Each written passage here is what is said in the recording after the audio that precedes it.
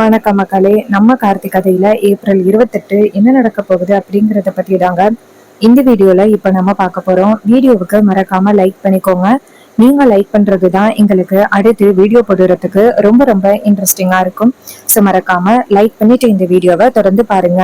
என்ன நடக்குது அப்படின்னு பாத்துக்கிட்டீங்கன்னா, நம்ம ஹீரோயின் இருக்காங்கல்ல, அவங்க அம்மா கிட்ட போயிட்டு, அம்மா வீட்டுக்குள்ளே இருக்கிறதுக்கு ரொம்ப போர் அடிக்குதுமா, நான் கோவிலுக்கு போயிட்டு வரவா அப்படின்னு கேக்குறாங்க. அதுக்கு ஈஸ்வரி சொல்றாங்க, இங்க பாரு, அதான் நான் உன்னை எங்கும் போக கூடாது அப்படின்னு சொல்லியிருக்கேன்ல. ஏற்கனவே ஒரு தடவை நீ வெளியில போய் என்ன ஆச்சு அப்படின்னு உனக்கு தெரியும்ல. இங்க பாரு, நீ எங்கேயும் போக வேணாம் அப்படின்னு சொல்லி பேசுறாங்க. அப்போ ரோஹிணி அந்த இடத்துக்கு வந்துட்டு, அம்மா இப்படியே இவ வீட்டுக்குள்ளே இருக்கிறதுனால அவளுக்கு ரொம்ப போர் அடிக்குமா, கொஞ்ச நேரம் அவ வெளியில போயிட்டு வர்றதுக்கு கொஞ்சம் அனுமதி கொடுங்களேன் அப்படின்னு ஈஸ்வரி சொல்றாங்க. சரி, கொஞ்ச நேரம் மட்டும் நான் அனுமதி கொடுக்குறேன். அக்கா தங்கச்சி ரெண்டு பேருமே சேர்ந்து வெளியில போயிட்டு வாங்க. இது கேட்டதும் ரோகு சொல்றாங்க, சரிம்மா, நான் ரேவதியா பத்திரமா கூட்டிட்டு போயிட்டு பத்திரமா அழைச்சிட்டு வரேன். நீங்க அதை பத்தி நினைச்சு கவலைப்பட வேண்டிய அவசியம் இல்ல. ஈஸ்வரி சொல்றாங்க, சரி ரேவதி, நீ போயிட்டு கிளம்பி வா அப்படின்ட்டு ரேவதியை அனுப்பிட்டு நேரா ரோகிணிய பார்த்து, இங்க பாரு, என்ன நடந்துச்சு அப்படின்னு உனக்கு நல்லாவே தெரியும். யாருமே வந்துட்டு ரேவதி கிட்ட வந்து பேச்சு கொடுக்க கூடாது. அப்படி யாராவது வந்து பேச்சு கொடுத்தா நீ அவளை நைஸா அந்த இடத்துல இருந்து கூட்டிட்டு வந்துடணும், சரியா?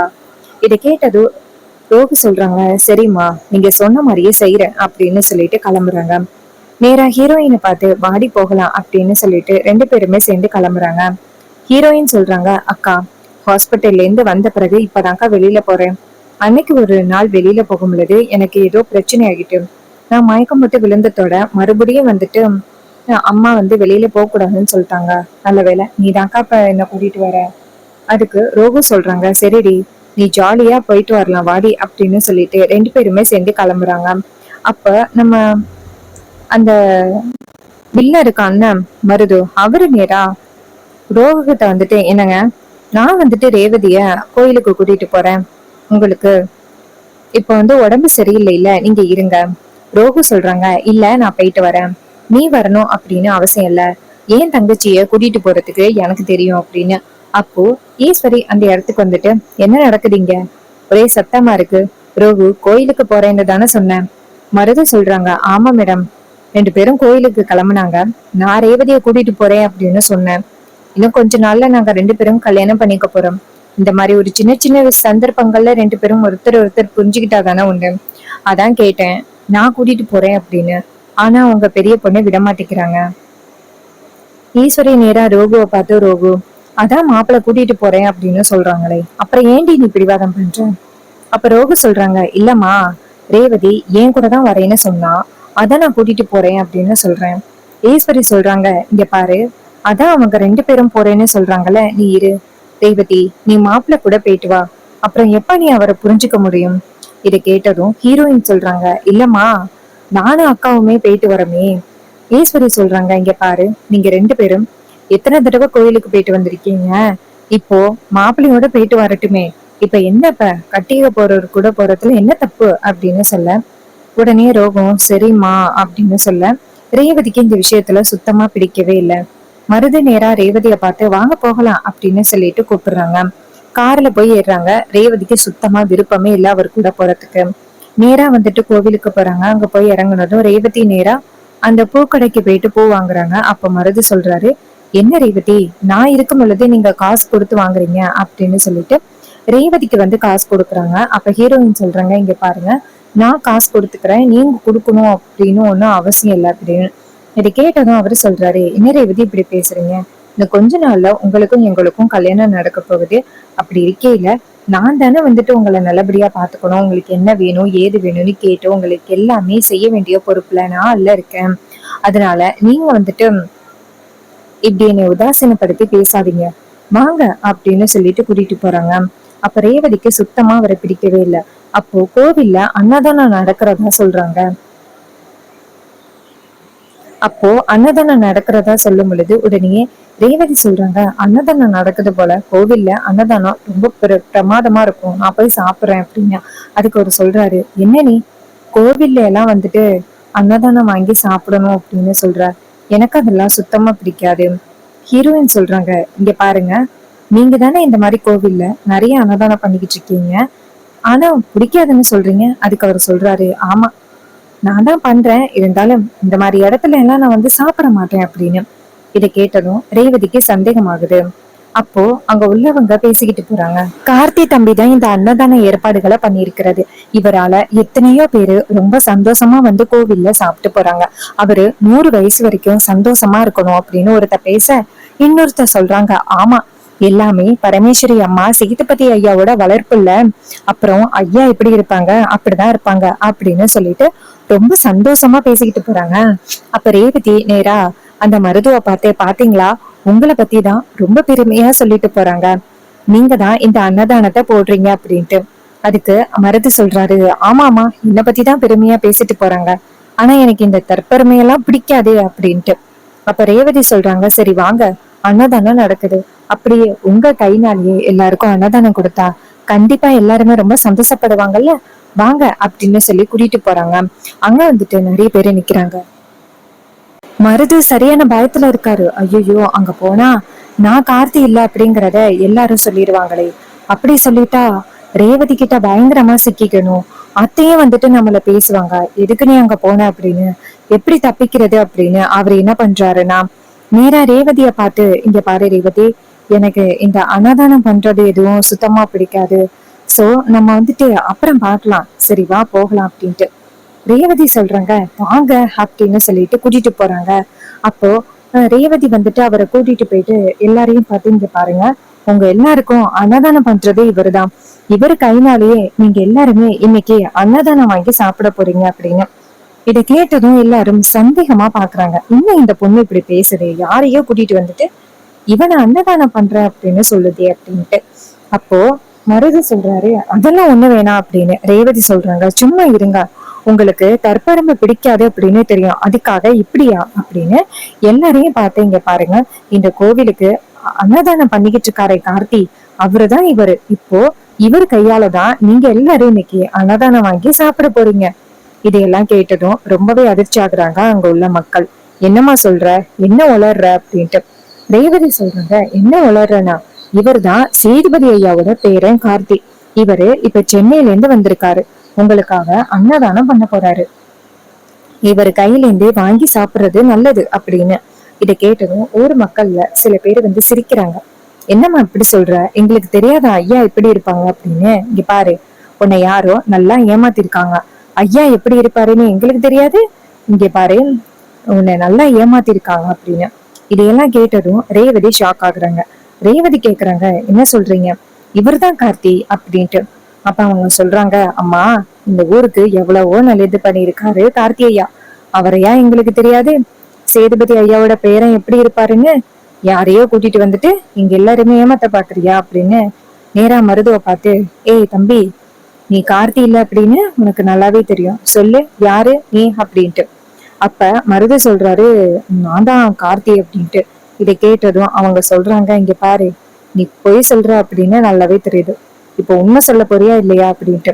இதை கேட்டதும் அவர் சொல்றாரு, ஆமா நான் கார்த்தி இல்ல அப்படின்னு. இதை கேட்டதும் ஹீரோயினுக்கு ரொம்பவே அதிர்ச்சி ஆகுது. ஹீரோயின் கேக்குறாங்க, என்ன இப்படி சொல்றீங்க, அவங்க சொல்றாங்க அப்படிங்கறதுக்காக நீங்க இப்படி போய் சொல்றீங்களா, நீங்க தான் உண்மையான கார்த்தி அப்படிங்கிறது எனக்கும் தெரியும், இங்க உள்ள எல்லாருக்குமே தெரியும், ஏன் எல்லாரும் சேர்ந்து ஏமாத்துறீங்க அப்படின்ட்டு. அப்ப ஊர் மக்கள் சொல்றாங்க, அம்மா நீ பரமேஸ்வரி அம்மா வீட்டுக்கு போயிட்டு உண்மையான பேரை யாரு அப்படிங்கறத போட்டோல பார்த்தாதான் நம்புவோம் போல, எங்களுக்கு தெரியாத சேதுபதி ஐயா எப்படி இருப்பாங்க அப்படின்ட்டு. இங்க பாருங்க, இவன் தேவையில்லாம உங்களை நல்லா போய் சொல்லி இங்க கூட்டிட்டு வந்திருக்கான், இவனை இப்ப இந்த இடத்துல இருந்து கூட்டிட்டு போறீங்களா இல்ல அதிகாரிங்க கிட்ட பிடிச்சு கொடுக்கவா. இது கேட்டதும் ரேவதி ஷாக் ஆகுறாங்க. மருது வந்துட்டு சொல்றாரு, இல்ல ரேவதி நான் சொல்றதுதான் உண்மை அப்படின்னு. ரேவதி சொல்றாங்க, இருங்க நான் வீட்டுக்கு போய் தான் இதுக்கான உண்மையை கண்டுபிடிக்கணும் அப்படின்னு நேரா வீட்டுக்கு போறாங்க. அங்க போனதும் ரேவதி வந்துட்டு அவங்க அம்மாவை கூப்பிடுறாங்க, அம்மா இங்க இருக்கீங்க சீக்கிரம் வாங்க அப்படின்னு. ஈஸ்வரி அந்த இடத்துக்கு வந்துட்டு, என்னாச்சுமா ஏதாவது பிரச்சனை அப்படின்னு சொல்லி கேட்க, ரேவதி சொல்றாங்க, அம்மா நான் இன்னைக்கு வந்துட்டு கோயிலுக்கு போயிருந்தேன் இவரை கூட்டிக்கிட்டு, அப்போ எல்லாரும் சேர்ந்து இவர் கார்த்தி இல்ல அப்படின்னு சொல்றாங்க, சொல்லுமா உண்மை என்ன, இவர் உண்மையான கார்த்தி இல்லையா அப்படின்னு. இதை கேட்டது ஈஸ்வரிக்கு ரொம்பவே ஷாக் ஆகுது. அப்ப ஹீரோயின் சொல்றாங்க, அம்மா இப்ப சொல்ல போறியா இல்லையா, எதுக்கு நீ என்கிட்ட இப்ப போய் சொன்ன. எவனோ ஒருத்தனை கார்த்தின்னு கூட்டிட்டு வந்துட்டு அவன் தான் கார்த்தி அப்படின்னு என்கிட்ட சொல்லணும் அப்படின்னு அவசியம் என்ன? எதுக்காக நீங்க எனக்கு இப்படி ஒரு துரோகத்தை பண்ணீங்க சொல்லுங்கம்மா அப்படின்னு சொல்லி கேக்குறாங்க. இதை கேட்டதும் ஈஸ்வரிக்கு என்ன சொல்றது அப்படின்னு தெரியல. நேரா அவங்க பொண்ணை பார்த்து, இங்க பாருமா, யாரோ உன்னை வந்துட்டு நல்லா குழப்பிருக்காங்க, இவர் தான் வந்துட்டு சேதுபதி ஐயாவோட பேரன் அப்படின்னு. ரேவதி சொல்றாங்க, சரி இவரை வந்து பாட்டிக்கு போன் பண்ண சொல்லு, நான் இப்பவே நம்புறேன் அப்படின்னு. அப்போ மருது வந்துட்டு முழிச்சுக்கிட்டு நிக்கிறாரு. அப்ப ரேவதி சொல்றாங்க, ஏன் முழிச்சுக்கிட்டு நிக்கிறீங்க, பாட்டிக்கு போன் பண்ணுங்க அப்படின்னு. அப்ப மருது பயத்திலே நிக்கிறாரு. அப்ப ரேவதி சொல்றாங்க, அப்ப நீ உண்மையான சேதுபதி தாத்தாவோட பேரனே இல்ல, இங்க எல்லாருமே நல்லா ஏமாத்தி இந்த வீட்டுக்குள்ள வந்திருக்க, உனக்கு எவ்வளவு தைரியம் இருந்தா இங்க எல்லாருமே ஏமாத்தி இந்த வீட்டுக்குள்ள வந்திருப்பா அப்படின்னு சொல்லிட்டு ரேவதி பயங்கரமா பேசுறாங்க. இதையெல்லாம் பார்த்துட்டு மருது பயத்துல நிக்கிறாரு. ரேவதி சொல்றாங்க, நான் இப்பவே அதிகாரிங்களுக்கு போன் பண்ணி உன்னை அதிகாரிங்க கிட்ட பிடிச்சு கொடுக்குறேன் அப்படின்னு சொல்லிட்டு நேரா அதிகாரிங்களுக்கு போன் பண்றாங்க. அதிகாரிங்க போன் அட்டன் பண்ணி, சொல்லுங்க மேடம் அப்படின்னு சொல்ல, அப்போ ரேவதி சொல்றாங்க, இங்க வேற ஒருத்தன் கார்த்தி அப்படின்னு பேரு சொல்லிட்டு இங்க வந்துட்டு இங்க எல்லாரையுமே ஏமாத்திட்டான், சோ அவனை அதிகாரிங்க கிட்ட பிடிச்சு கொடுக்கணும் வாங்க அப்படின்னு சொன்னதும் அதிகாரிங்க நேரா வீட்டுக்கு வராங்க. அதிகாரிங்க வந்துட்டு நேரா ரேவதிய பார்த்து, மேடம் நீங்க தானே மேடம் புகார் கொடுத்தது? ஈஸ்வரி வந்து சொல்றாங்க, இல்ல சார் இதெல்லாம் ஒரு பிரச்சனை இல்லை, நீங்க கிளம்புங்க அப்படின்ட்டு. அதுக்கு அதிகாரிங்க சொல்றாங்க, மேடம் எங்களுக்கு புகார் வந்திருக்கு, சோ அதை நாங்க விசாரிச்சுதான் ஆகணும் அப்படின்னு. ஈஸ்வரி சொல்றாங்க, இல்ல சார் அது எல்லாமே தப்பான புகார் அப்படின்ட்டு. அதுக்கு அதிகாரிங்க சொல்றாங்க, மேடம் ரேவதி மேடம் தான் வந்துட்டு புகார் கொடுத்தது, சோ அவங்க கிட்ட நாங்க விசாரிக்கிறோம் இருங்க அப்படின்ட்டு. ரேவதிய பார்த்து, மேடம் யாரோ ஒருத்தவங்க கார்த்தி அப்படின்னு சொல்லி வந்திருக்காங்கன்னு சொன்னீங்களே, யாரு அப்படின்ட்டு. அப்போ ரேவதி சொல்றாங்க, இதோ நிக்கிறானே இவன் தான் சார், அவன் உண்மையான கார்த்தியே இல்ல, அவன் கிட்ட என்னென்ன ஆதாரம் இருக்குன்னு பாருங்களேன் அப்படின்னு சொன்ன உடனே அவர்கிட்ட வந்துட்டு அதிகாரிங்க கேக்குறாங்க, இங்க பாருப்பா, உன்கிட்ட இந்த கவர்மெண்ட் சம்பந்தமா ஏதாவது ப்ரூஃப் இருக்கா, அதை காமிச்சு நான் தான் கார்த்தி அப்படின்னு சொன்னீங்கன்னா உன்னை இப்பயே விட்டுடுறோம், அதை விட்டுட்டு நீ போய் சொன்ன அப்படின்னா அது உனக்குதான் பிரச்சனை அப்படின்னு. இதை கேட்டதும் அவரு ரொம்பவே ஷாக் ஆகுறாரு. அவரு நேரா ஈஸ்வரியை பார்க்க, ஈஸ்வரிக்கு எதுவுமே சொல்ல முடியல, பயங்கரமா சிக்கிட்டாங்க. அப்ப ஈஸ்வரி சொல்றாங்க, சார் அவரை விட்டுருங்க சார், எனக்கு தெரிஞ்சவரதான் அப்படின்ட்டு. அப்போ அதிகாரிங்க சொல்றாங்க, மேடம் இவரு உங்க எல்லாரையுமே ஏமாத்திருக்காங்க, சோ அவங்கள வந்துட்டு நாங்க கைது பண்ணிதான் ஆகணும் அப்படின்னு சொல்லிட்டு நேரா அவரை பார்த்து, வாங்க போகலாம் அப்படின்னு சொல்லிட்டு கிளம்புறாங்க.